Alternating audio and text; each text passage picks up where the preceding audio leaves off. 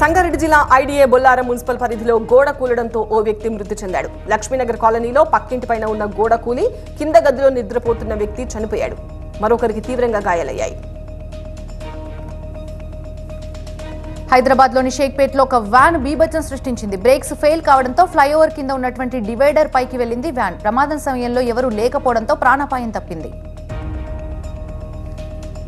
గద్వాల జిల్లాలో వ్యవసాయ కూలీలతో వెళ్తున్న ఒక ఆటో బోల్తా పడింది. ఐజా మున్సిపల్ పరిధిలోని కట్ట కింద గుడి దగ్గర జరిగిన ప్రమాదంలో 10 మంది తీవ్రంగా గాయపడగా ఇద్దరి పరిస్థితి విషమంగా ఉంది.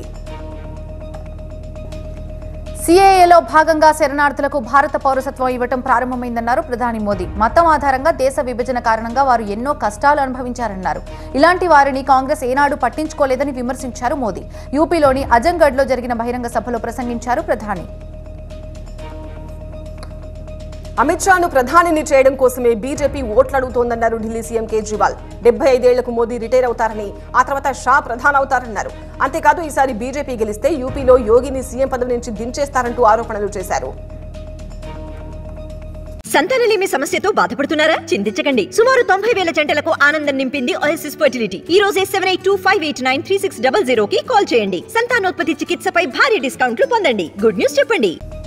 దేశంలో 4 దశల ఎన్నికలు పూర్తయినా ఉద్యోగాల గురించి ఒక్క మాట కూడా మాట్లాడలేదని బీజేపీని విమర్శించారు ఆర్జేడీ నేత తేజస్వి యాదవ్. బీహార్ గురించి కానీ, రాష్ట్రానికి ప్రత్యేక హోదా గురించి కానీ ప్రధాని ఏమీ మాట్లాడలేదన్నారు. ద్రవ్యోల్బణానికి తల్లి, నిరుద్యోగానికి తండ్రి బీజేపీ అని విమర్శించారు. ఒడిశాలో రెండో విడత ఎన్నికల ప్రచారం జోరుగా సాగుతోంది. ప్రచారంలో భాగంగా భువనేశ్వర్లో బీజేపీ జాతీయ అధ్యక్షుడు జేపీ నడ్డా భారీ రోడ్ షో నిర్వహించారు. ఒడిశా ప్రజలు కూడా మోదీని దృష్టిలో పెట్టుకుని కమలం గుర్తుకే ఓటేస్తారని చెప్పారు నడ్డా. బీజేడీ విశ్వాసం కోల్పోయిందని, మోదీ నేతృత్వంలో ఇక్కడ కూడా ప్రజాప్రభుత్వం ఏర్పడుతుందని అన్నారు.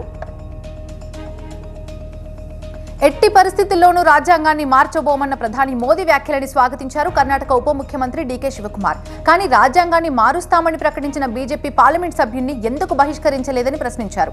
కాంగ్రెస్ సంకీర్ణ ప్రభుత్వం ఉన్నప్పుడు తాము రైతుల రుణాలు మాఫీ చేశామని స్పష్టం చేశారు డీకే. రాజ్యాంగాన్ని తుంగలో తొక్కే పనెవరైనా చేసి ఉంటే అది కాంగ్రెస్ పార్టీనే అన్నారు కేంద్ర మంత్రి అనురాగ్ ఠాకూర్. నరేంద్ర మోదీ ప్రభుత్వం ఓబీసీ కమిషన్ కు రాజ్యాంగ హోదా కల్పిస్తే ఎస్సీ ఎస్టీ వర్గాలకు ఏమీ ఇవ్వకుండా అపోహలు పుట్టించే పని కాంగ్రెస్ చేసిందని విమర్శించారు. చార్ధామ్ యాత్రకి అన్ని ఏర్పాట్లు చేశామన్నారు ఉత్తరాఖండ్ ముఖ్యమంత్రి పుష్కర్ సింగ్ ధామి. గత ఏడాదితో పోల్చితే రెట్టింపు సంఖ్యలో యాత్రికులు వస్తారని తెలిపారు.